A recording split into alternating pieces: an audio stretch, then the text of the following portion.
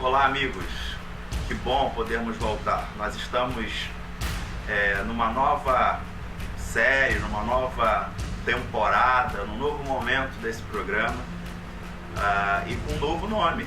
Agora é 10 para Deus, 10 minutos que a gente vai separar para bater um papo, para conversar sobre aquelas questões do dia a dia, questões que nos intrigam, questões que nos afligem, mas também questões que nós não entendemos.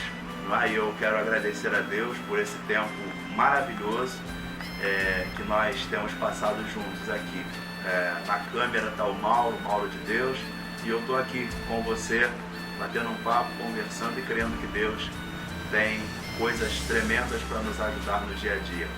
E por falar em coisas que a gente não entende, coisas tremendas, eu hoje quero compartilhar com você, nesses 10 minutos, uma palavra que vem do livro de Provérbios, no capítulo 30, a partir do versículo 18, na verdade, versículos 18 e 19, quando Salomão nos traz uma coisa aqui que para ele era muito intrigante.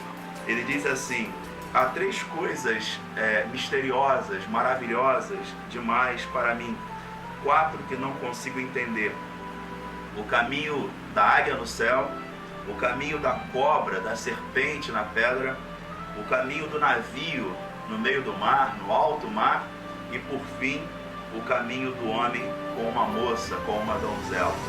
São coisas que intrigavam bastante esse sábio Salomão, esse sábio homem, filho de Davi, um homem riquíssimo, com vasta cultura, um homem que tinha relacionamentos com pessoas inteligentíssimas, e ele mesmo era uma pessoa inteligente.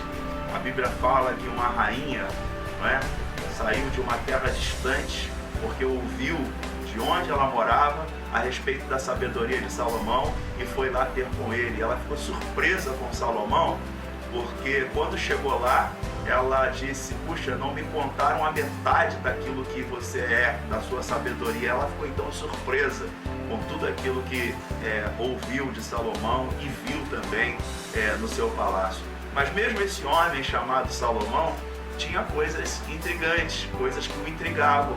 E se ele tinha, quanto mais nós, que ainda estamos nesse caminhar com Deus, nessa vida com Deus, nesse dia a dia, que aparecem tantas coisas que nos frustram, que nos deixam assim meio que desanimados, e para mostrar que nós não somos os únicos.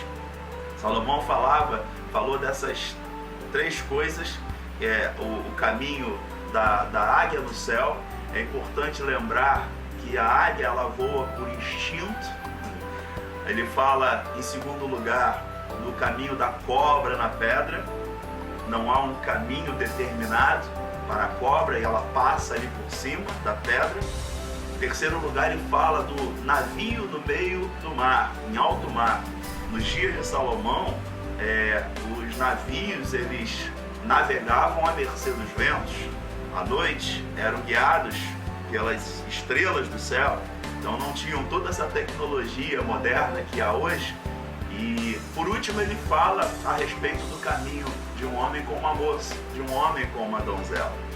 O que há de comum nessas coisas, principalmente nessas 3 primeiras coisas, do caminho da águia no céu, do caminho da cobra na pedra, do caminho do navio no meio do mar, é que não existe um caminho escrito, determinado, um rastro que é deixado para que essas coisas, então, para que esses 3 elementos, águia, serpente e navio, possam então passar por ele.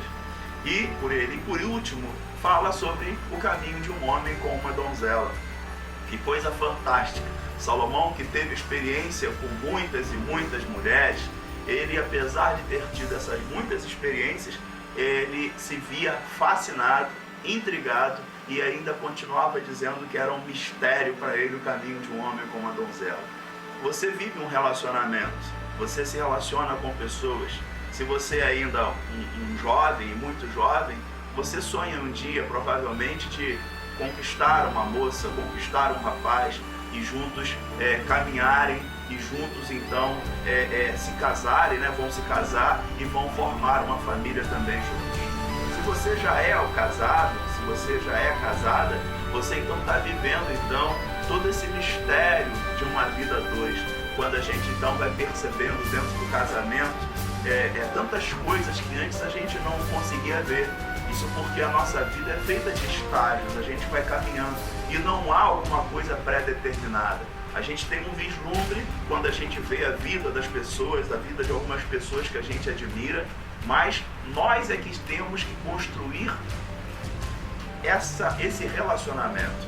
Não é verdade? Até porque, partindo do princípio que não existe um casamento perfeito, partindo do princípio que não existem pessoas perfeitas, eu não sou, você não é, apenas Deus é perfeito, a gente precisa então entender que se nós queremos então chegar a algum lugar, nós precisamos dar passos. Nós precisamos então olhar, assim como o comandante do navio, não é? Naquela época tinha que olhar para as estrelas, olhar para cima, olhar para o céu para poder chegar a algum lugar. Nos dias de hoje, nós também precisamos olhar para o céu, porque toda a tecnologia, não é?